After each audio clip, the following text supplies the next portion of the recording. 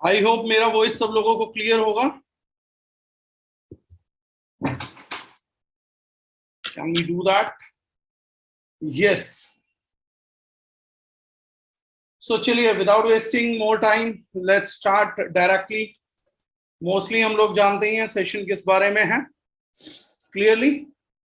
तो लाल मिर्च में होता है शू कंटेंट, SHU कंटेंट, जिसका लैब रिपोर्ट हमने डाला भी हुआ है।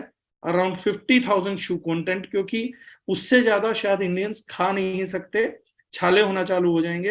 And it is one of the best red chilli, 50,000 SHU content के बाद। इसी तरीके से क्लोव में होता है यूगेनोल, ब्लैक पेपर में होता है पिपरीन, और बायोप्रीन भी आप बोल सकते हैं, पिपरीन बोल सकते हैं। उसके हाईएस्ट इंग्रेडिएंट्स जो हैं वो दामोलिक स्पाइसेस में पाए जाते हैं। 4% पिपरीन अगर मिल जाता है काली मिर्च के अंदर तो स्पेशल ग्रेड डिक्लेयर किया जाता है। 5% मिल जाता है तो सुपर स्पेशल ग्रेड डिक्लेयर होता है, ये गूगल कोई भी कर सकता है। 6% मिल जाता है तो रेयर ग्रेड है। और दारुजनाइन की लैब रिपोर्ट में 6.3% पिपरीन कंटेंट आया था हमारी काली मिर्च का, one of the finest ingredient. Same इसी तरीके से इलायची के अंदर वोलेटाइल ऑयल्स रहते हैं, जीरे के अंदर रहते हैं, आपका धनिया के अंदर एक्टिव्स हैं। सारे एक्टिव्स हम क्यों नहीं बताते हैं, सारी लैब रिपोर्ट हम क्यों नहीं दिखाते हैं, ये भी एक बड़ा सवाल है। उसका बड़ा रीजन ये है कि सबसे पहले मैं कुछ लोगों को अनम्यूट करने का ऑप्शन भी दूंगा, आप हैंड रेज करेंगे तो मैं अनम्यूट करूंगा, थोड़ा सा इंटरेक्टिव करेंगे तो और ज्यादा मजा आएगा। सारी रिपोर्ट्स हम इसलिए नहीं देते, सारे एक्टिव्स हम इसलिए नहीं बताते क्योंकि कॉम्पिटिटर को यह बताना कि क्या देख के मसाले ले रहे हैं। 2-4 प्रोडक्ट का तो बता दिया, रिपोर्ट भी दिखा दिया, सबका बताएंगे तो फिर वो भेद ही नहीं बचेगा कि क्या देख के चुनते हैं। फिर क्वालिटी को कॉपी करना आसान है, जो आज इजी नहीं है, क्योंकि सोर्सिंग भी है, बाकी भी टफ है। अब मैं एक छोटा सा क्वेश्चन करूंगा सर, मेरे साथ कोई भी बातचीत करेगा तो इंटरेस्टिंग टॉपिक है। कुछ लोग यहाँ पे नॉनवेज खाने वाले होंगे, राइट? और नॉनवेज, मेरे हिसाब से, मैं नॉनवेज ईटर नहीं हूं, लेकिन मैंने जितने भी लोगों को नॉनवेज ईटर देखा है तो वो नॉनवेज ईटर बड़ा स्पाइसी नॉनवेज खाते हैं। क्लियर? तो कोई मुझे बताएगा कि हम पालक स्पाइसी नहीं खाते, नॉनवेज स्पाइसी खाते हैं, क्यों? पालक मसाला क्यों नहीं आता, राजमा मसाला आता है, चना मसाला आता है, पाव भाजी मसाला आता है, सांबर मसाला आता है, लेकिन पालक मसाला क्यों नहीं आता है, लौकी मसाला क्यों नहीं आता है?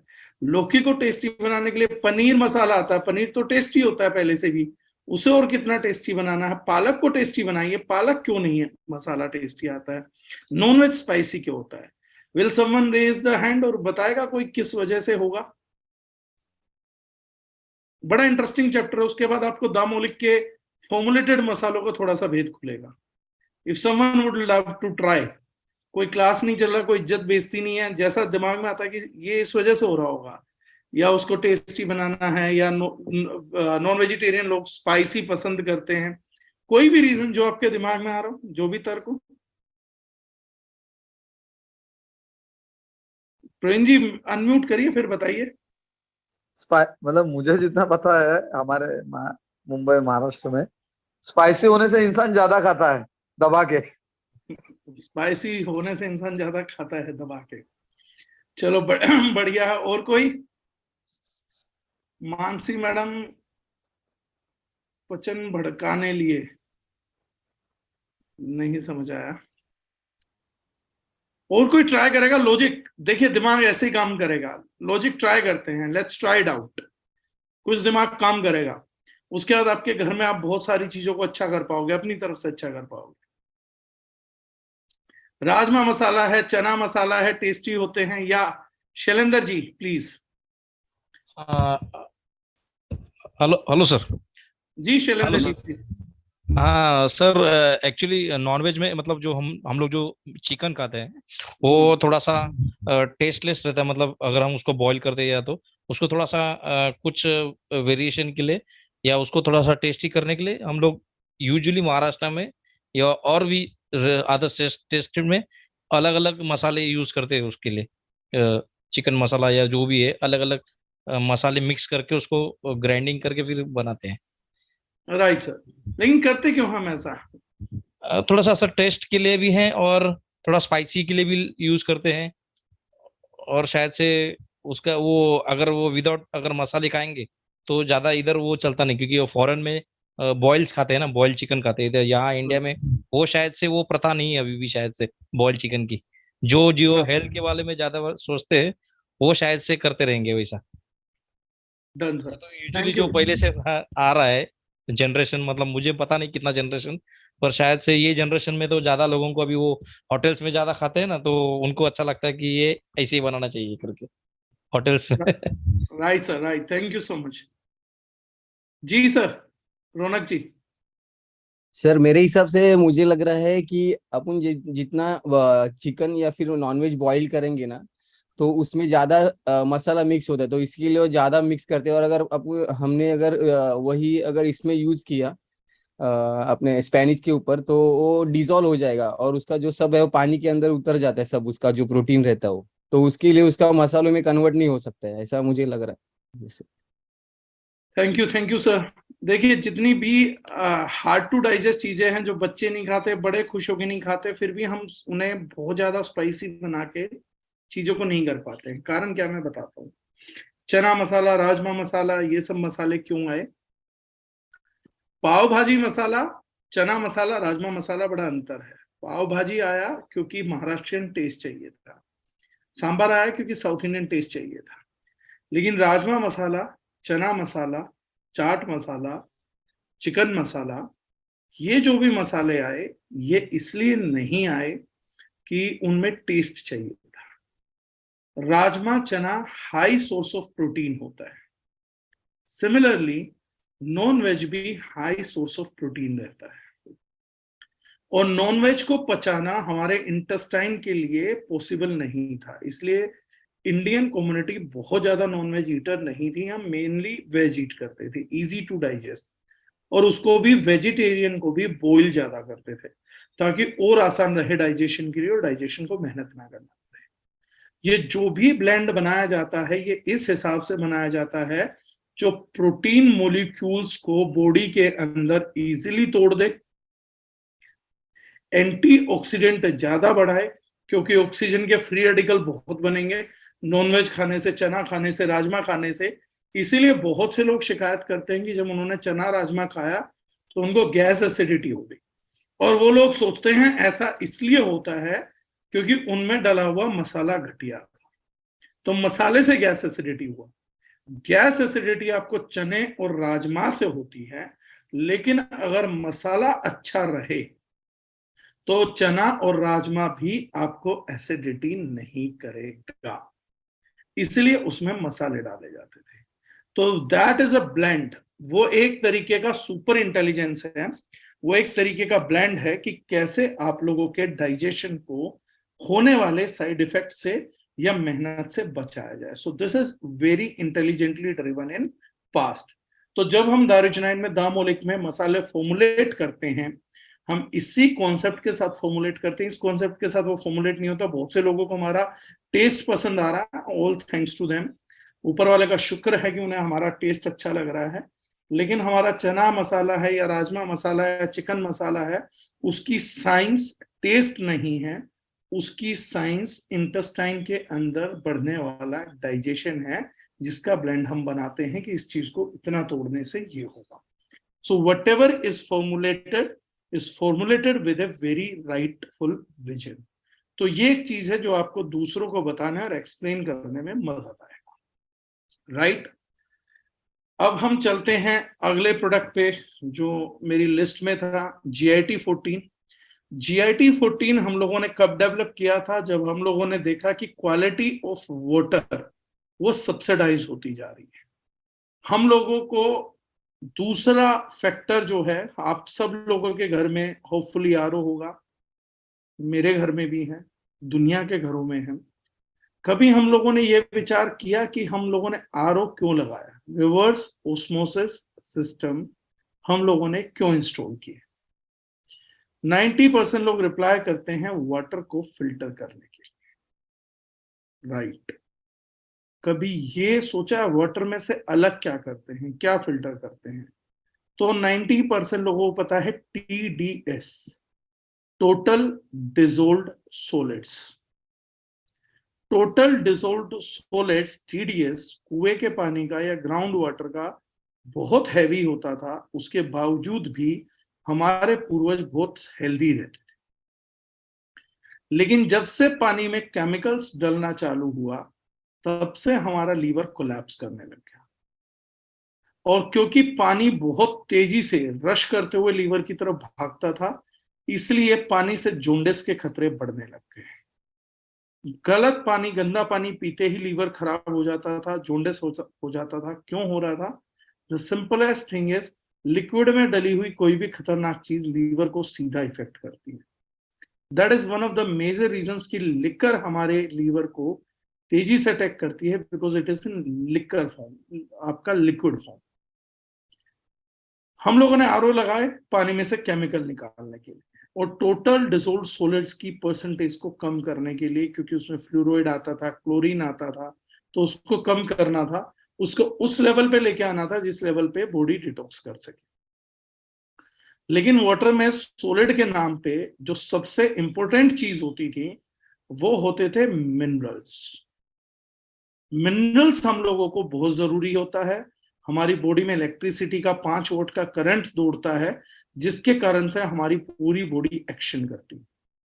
उस 5 वोल्ट के करंट को चलाने के लिए हमारे को एक कंडक्टर लगता है जो इलेक्ट्रिसिटी को कंडक्ट कर सके, और वो मीडियम था पानी। और पानी हमारी इलेक्ट्रिसिटी को इसलिए कंडक्ट कर पाता है क्योंकि उसमें मिनरल्स रहते हैं। अगर आप डीमिनरलाइज्ड वाटर पिएंगे, जिसको हम डीएम वाटर बोलते हैं, डीमिनरलाइज्ड वाटर अगर आप पी रहे हैं, तो आपके इलेक्ट्रिसिटी प्रबंधन में दिक्कत आती है, बॉडी की मूवमेंट फ्रीज होने लगती है, और जब ये बहुत प्रोमिनेंट और क्रॉनिक हो जाता है तो लकवा भी लग जाता है। तो ऐसी सिचुएशन में हमारे सामने एक चैलेंज था कि वाटर को रीमिनरलाइज करना है, लेकिन रीमिनरलाइज कैसे करना है? जैसे नेचर में किया जाता है। अननेचुरल तो बहुत तरीके हैं। कुछ लोग उसी चीज को दूसरी भाषा में बोलते हैं एल्कलाइन करना। एल्कलाइन का मतलब है a thing which can help in conducting electricity, where hydrogen molecules are more, that is alkaline water. तो आयनिक नेचर को एग्जिबिट करना, नेचुरल एल्कलाइजेशन नहीं। नेचर कैसे करती है पानी को? एक सोर्स से पानी निकलेगा, बर्फ जम जाएगी, वहां से निकलेगा, जंगलों से होते हुए आएगा, और हम सब लोगों ने पढ़ा water is a universal solvent. वो अपनी जर्नी के दौरान पत्थरों से गुजरेगा, मिट्टी से गुजरेगा, बहुत सारे पौधों से गुजरेगा, तो उनके फाइटोकेमिकल्स उस प्लांट के बेनिफिट उठा के लेकर आएगा, उस प्लांट के मिनरल्स को उठाएगा, पत्थरों के मिनरल्स को उठाएगा, और उन सबको उठा के पानी बनता था। लेकिन धीरे धीरे धीरे धीरे हम लोगों ने आरओ लगा के सारे मिनरल्स को टोटल डिसोल्व्ड सॉलिड्स के नाम पे खत्म कर दिया। जहां बुरे मिनरल्स खत्म हुए, अच्छे भी चले गए, और आज हम लोगों को प्रॉब्लम। अब हम कहीं भी जाते हैं तो हमारे को आरओ वाटर मिलता है, बाहर जाते हैं तो बिस्लरी का वाटर मिलता है। सबसे बड़ा चैलेंज ये था कि इस वाटर को, इसकी कंडक्टिविटी रिकवर कैसे करा के दी जाए। At that time we made this product GIT। Ganga ji के जंगलों में, जहां से गंगोत्री से गंगा जी निकल के बहती हैं, क्योंकि पूरी दुनिया में सर्वोत्तम पानी गंगा जी का बताया गया, उस जंगल में जो मेजर प्लांट्स हैं उनकी स्टडी करके हम लोगों ने पहली बार इस प्रोडक्ट को फॉर्मुलेट किया था GIT 40। इसके कॉम्पोजिशंस को रेडी किया, और हम लोगों का टारगेट था कि वाटर एल्कलाइज करे ताकि गैस एसिडिटी में बेनिफिट्स आ सकें, और 1-2 बूंद अगर हम पानी के अंदर, 1 लीटर पानी के अंदर डाल दें, तो उसका लगभग अपने नेचुरल पोजीशन पे शिफ्टिंग आ जानी चाहिए, क्योंकि मिनरल्स इस केस में आ सकते हैं माइक्रो न्यूट्रिएंट है। माइक्रो मींस बहुत छोटी क्वांटिटी चाहिए होती है, इसलिए ड्रॉप्स के थ्रू उसकी डोसेस पॉसिबल थी। फाइटोकेमिकल्स, क्योंकि इन दिनों जंगल से पानी नहीं आता, हमारा सीवेज प्लांट से, वाटर प्लांट से रिसाइकल होके आ जाता है, तो वो नहीं मिल रहा था, तो हमने फाइटोकेमिकल्स के लिए इसमें डिकॉक किया बहुत सारे हर्ब्स को। लगभग 1.5 महीने की प्रोसेस से GIT रेडी होता है। एक GIT की बोतल बनाने के दौरान तकरीबन 16 kg जड़ी बूटी लग जाती है। 16 kg हर्ब्स जब यूज होता है तो हम 15 ml GIT निकाल पाते हैं उनके डिकॉक्शन से। अब इसका गैस एसिडिटी पे, कफ पे, तीनों पे रिजल्ट है। ये वात कफ पित्त को बैलेंस करता है। लेकिन जो लोग थोड़ा आयुर्वेद को जानते हैं तो वो जानते होंगे कफ और पित्त एक दूसरे के ऑपोजिट कंसीडर किए जाते हैं। कफ का जो मेजर सोर्स है दैट इज वाटर, पित्त का जो मेजर सोर्स है दैट इज फायर। तो एयर, वाटर एंड फायर एक दूसरे के एंटी समझे जाते हैं।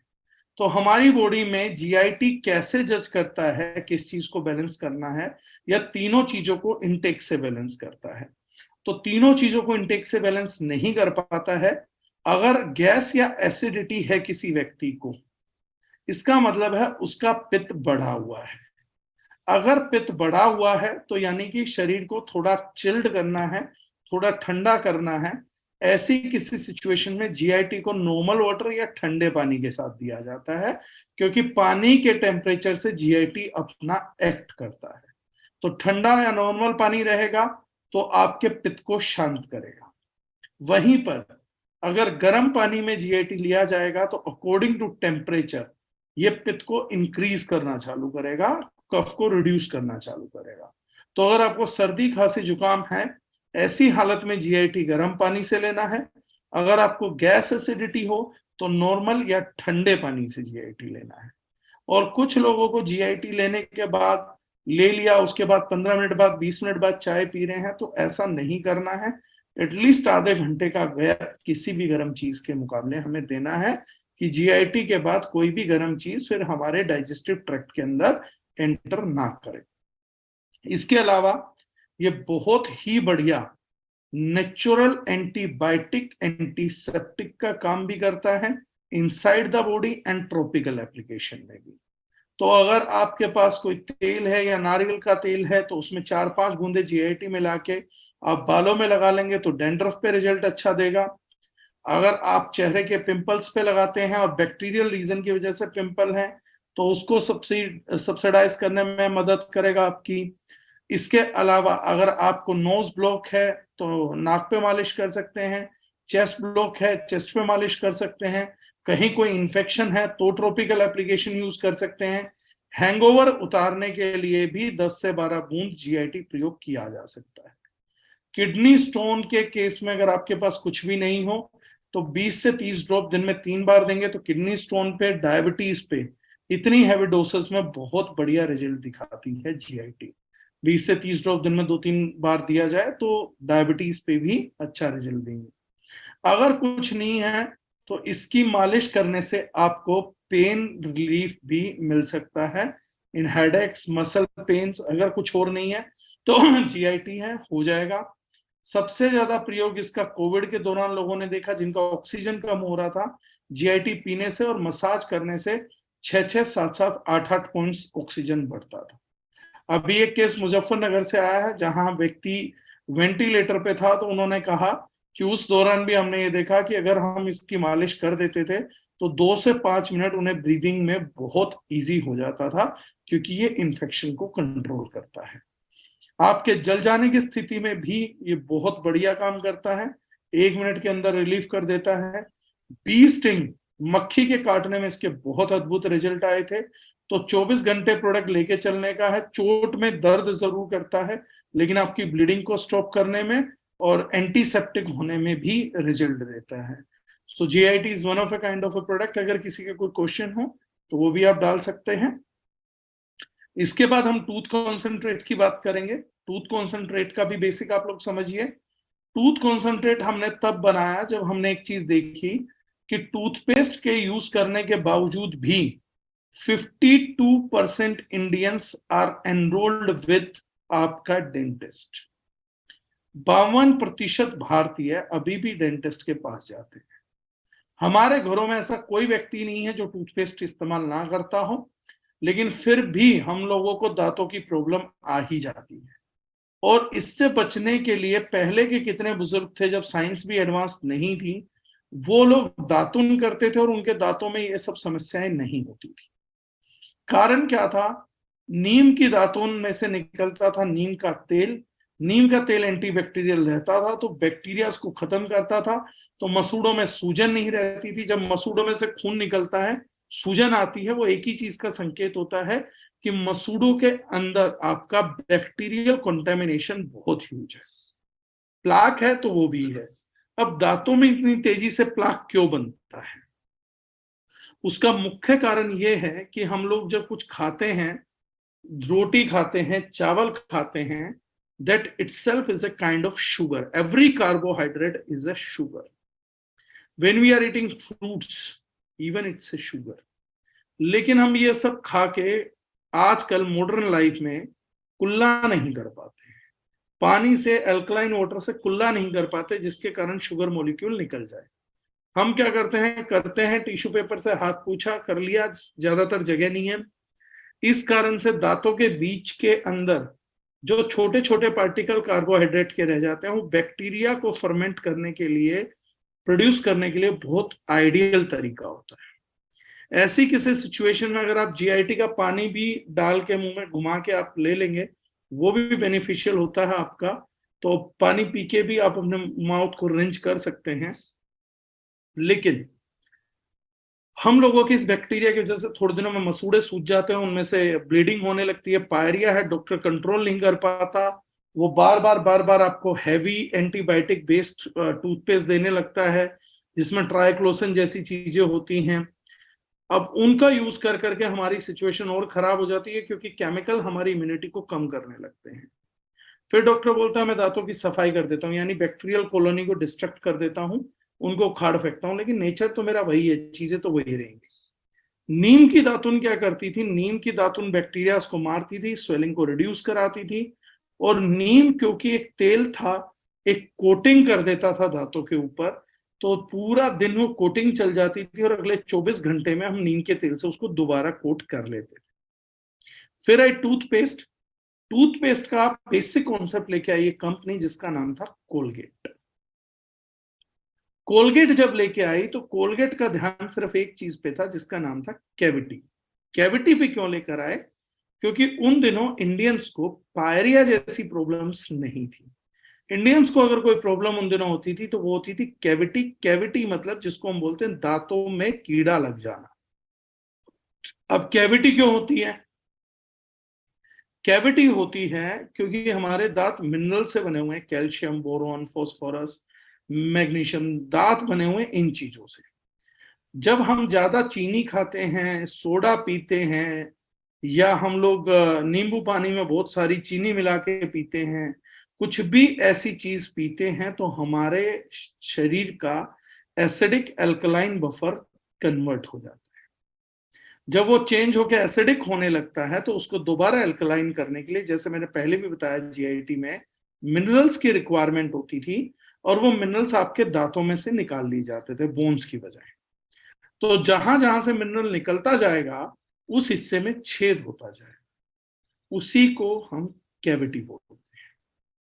कोलगेट ने इस पे R&D किया, और कोलगेट ने एक अद्भुत चीज ढूंढी जिसपे आप इंडियंस हंस भी सकते हैं, पूरे वर्ल्ड को तो नहीं हंसना चाहिए, आप हंस सकते हैं। उन्होंने बोला एक चीज होती है जिसको हम बोलते हैं चूना, कैल्शियम कार्बोनेट, CaCO3। उन्होंने कहा कि क्यों ना दांतों की सफाई भी हो जाए, और आधा ग्राम चूना आदमी करे और चूने को घसे अगर दांतों पे, तो उससे दांतों का रीमिनरलाइजेशन पॉसिबल है। जो दांतों को डैमेज हुआ होगा वो चूने के घिसने से दोबारा भरपाई होने लगी। सिर्फ चूने की भरपाई, रीमिनरलाइजेशन की भरपाई के लिए हम लोगों ने टूथपेस्ट इंट्रोड्यूस किया। उसमें हम लोगों ने ट्राइक्लोसन डाला ताकि एंटीबायोटिक रिएक्शंस हो। अब वो एंटी मॉलिक्यूल्स को मारने के लिए, जर्म्स को मारने के लिए हमने उठा के उसके अंदर पूरा का पूरा पेस्टिसाइड ही डाल दिया। पैराबेन से प्रिजर्वेशन किया, सल्फेट से झाग उठाने चालू करे, सफाई के लिए ऑयल बेस्ड इंप्योरिटीज को उठाने के लिए। लेकिन ऑयल अगर इतने झाग के साथ किया जाएगा तो ऑयल का प्रोटेक्शन भी तो उड़ जाएगा, 24 घंटे कैसे प्रोटेक्ट करेगा? ये सब हवा हो गया, और इसीलिए आज हमारे हम में से हर किसी के घर में दांतों का प्रॉब्लम है। तब द रिजनाइन ने ऑयल बेस्ड फॉर्मूला बनाया, सतरीठा के साथ बनाया, और उसी ऑयल बेस्ड फॉर्मुलेशन की 2-3 बूंदे, क्योंकि इतना ही काफी होता है, टूथ कंसंट्रेट बनी, और आज इसीलिए ज्यादातर लोगों का पायरिया इस चीज से ठीक हो जाता है, क्योंकि एक सुपर एंटीबायोटिक एक्शन करता है और नेचुरल करता है, इसलिए इसके खिलाफ कोई बैक्टीरियल रेजिस्टेंट भी नहीं है। धीरे धीरे ट्राइक्लोसिन बेस्ड पेस्ट करके आप अपने बायोटिक्स को रेजिस्टेंट कर देते हैं। जैसे एंटीबायोटिक के खिलाफ बायोटिक रेजिस्टेंट हो चुके हैं, ऐसे टूथपेस्ट के खिलाफ भी रेजिस्टेंस है, लेकिन धीरे धीरे करके आप इसको खत्म कर देते थे। अब नेचुरल होने की वजह से टूथ कंसंट्रेट उस पर काम करता ही करता है। तो जिन्हें अपने दांतों को प्रोटेक्ट करना है, बैक्टीरिया को नहीं आने देना, तो अपने टूथपेस्ट के साथ 2-3 बूंद डाल के कर सकते हैं, 2 बूंद मोर देन इनफ है। अदरवाइज सिंपली 2 बूंद टूथ कंसंट्रेट और 1 टाइम सिर्फ व्हाइटनिंग टीथ की प्रोटेक्ट करने के लिए भी आप इसका प्रयोग कर सकते हैं। तो खाली हम टीसी करते हैं तो दांतों पे पीलापन आ जाता है, वो क्या है? हमारे दांतों पे लगातार बायोफिल्म प्रोड्यूस होती है। हम जितना एसिडिक खाएंगे वो बायोफिल्म येलो उतना ज्यादा प्रोड्यूस हो जाएगा। दैट इज अ साइन कि you are eating a lot of acid. इसको साफ करने के लिए टाइटेनियम ऑक्साइड जैसा एक पदार्थ डाला जाता है टूथपेस्ट के अंदर, जो व्हाइटनिंग देता है। उस व्हाइटनिंग को कर करके हमारे दांत साफ रहते हैं। क्योंकि हम टीसी में ऐसी कोई चीज नहीं डालते थे, तो वो बायोफिल्म आपको विजिबल होने लगती है। वो टीसी से नहीं होता, बायोफिल्म आती है, बस ये उसको ब्लीच नहीं करता। इसीलिए हमने natural whitening option hydrated silica के साथ उतारा, जिससे आपका टाइटेनियम ऑक्साइड तो नहीं, लेकिन रिजल्ट होगा। तो जिसको दांतों की व्हाइटनेस से मतलब है, वो गैनोपेस्ट प्रेफर करे। Alopaste is a very good product, but nothing in comparison with Ganopaste. So Ganopaste is an ultimate product. तो गैनोपेस्ट के साथ अगर आप टीसी एक टाइम करते हैं, so that's the best oral resign you can have. Nasal drop पंचगव्य का बना हुआ ड्रॉप है। लास्ट प्रोडक्ट आज का मैं कवर कर देता हूं। नेजल ड्रॉप पंचगव्य बेस्ड प्रोडक्ट है। पंचगव्य मतलब गाय की 5 चीजें। गाय से 5 चीजें निकलती: गोमूत्र, गोबर, दूध, दही और घी। इन 5 चीजों की फॉर्मुलेशन से जो प्रोडक्ट बनता है वो नेजल ड्रॉप बनाया जाता है। अब ये नेजल ड्रॉप किस चीज में काम करता है? हमारी गर्दन से ऊपर आयुर्वेद के हिसाब से कफ का क्षेत्र माना जाता है। अब इस कफ के क्षेत्र में कफ से निर्मित बहुत सारे रोग होते हैं, स्पेशली जिनमें से आते हैं खराटे, जिसको हम बोलते हैं स्लीप एपनिया। स्लीप एपनिया मतलब जब अच्छे से ऑक्सीजन नहीं मिल पाता बॉडी को, तो हम खराटे करते हैं, स्लीप एपनिया करते हैं।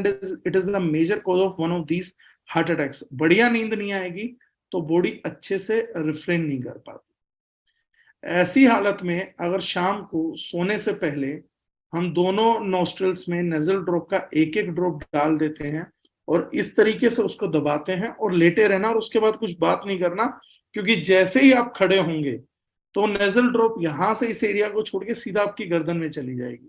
खोपड़ी में कैविटीज हैं, वो सीधा आपका यहाँ गिरेगा और वो आपको महसूस भी होगा। तो बेटर ये है कि उसको नोस्ट्रल्स के जो छिद्र हैं उनके आजू बाजू आने दीजिए, and in that case it will go to your brain.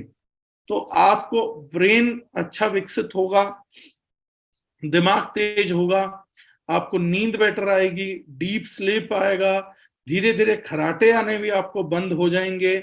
किसी को पैरालिटिकल अटैक है, ब्रेन से जुड़ा कोई डिसऑर्डर है, गर्दन से ऊपर कफ के डिसऑर्डर्स हैं, उसमें नेजल ड्रॉप्स आपकी बहुत मदद करने वाला है। लेकिन अगर कोई व्यक्ति इसको ट्राई कर रहा है सर्दी खांसी जुकाम के लिए, तो वो नहीं है। उस केस में the better product is GIT14। So this is the basic of GIT14 tooth concentrate, nasal drop and spices. अगर इस पे किसी का कोई क्वेश्चन हो तो वो आप मुझसे कर सकते हैं। छोटे छोटे में मैंने कोशिश किया कि 1 घंटे के अंदर मैं आप लोगों को थोड़ा सा ब्रीफ कर सकूं। अगर किसी का कोई आइडिया है तो you can ask me, I will revert the question. हाँ हाँ, जो मैंने सब्जेक्ट लिखे थे आपने सारे कवर कर लिए।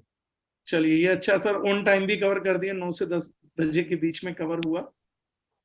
हाँ तो अगर किसी का कोई क्वेश्चन है sir, thank you Rahul Gupta ji, thank you so much. तो अगर किसी का कोई क्वेश्चन है, कोई ब्रेन के लॉजिकल क्लियरिंग चाहिए, क्योंकि देखिए जिस तरीके से मैं बात कर रहा हूँ यही बातचीत आप समाज में करेंगे तो उनको इंटरेस्ट भी आएगा, रिजल्ट भी आएगा। प्रोडक्ट बता देने से कभी सेल नहीं होती, लेकिन उसका रिजल्ट और क्या उसकी वजह है वो बताएंगे ना तो सर सबको इंटरेस्ट आएगा। हम क्या चाहते हैं 2 मिनट में बस प्रोडक्ट बता दो, प्रोडक्ट बिक जाए, ऐसा कभी नहीं होगा सर। क्योंकि पब्लिक, अगर आप किसी अपने कंज्यूमर को बता के आ रहे हैं ना, तो एक बात मेरी ध्यान रखिएगा, कंज्यूमर आपकी तरह प्रोडक्ट के बेनिफिट रट नहीं सकता, इसलिए दोहरा नहीं सकता इसलिए बेच नहीं सकता। आप जब तक बड़ा बिजनेस नहीं कर सकते जब तक आपका कंज्यूमर नहीं दोहरा पाएगा। और अगर कंज्यूमर को कुछ दोहराना है ना, रिपीट करना है, तो एक कहानी को रिपीट कर सकता है, लेकिन आपकी प्रॉफिटेबिलिटी को रिपीट नहीं कर सकता, बेनिफिट्स को रिपीट नहीं कर सकता है। इसलिए सबसे बड़ी जरूरी चीज है story behind the product and the reason behind the product, उसको जरूर बताइए। वो किसी को बता पाएगा, उसको याद आएगा कि यार ये ऐसा होता था, ऐसा होता था। थोड़ा भी बताएगा तो अगले का इंटरेस्ट पैदा हो जाएगा, उसको प्रोडक्ट समझ आएगा। तो try to explain your product with stories. Story जितना अच्छे से बताएंगे, प्रोडक्ट उतनी तेजी से आपका कंज्यूमर मूव कराता है। Right sir? Okay sir. तो फिर सैटरडे मिले सर। विष्णु सावंत जी का सवाल आ गया।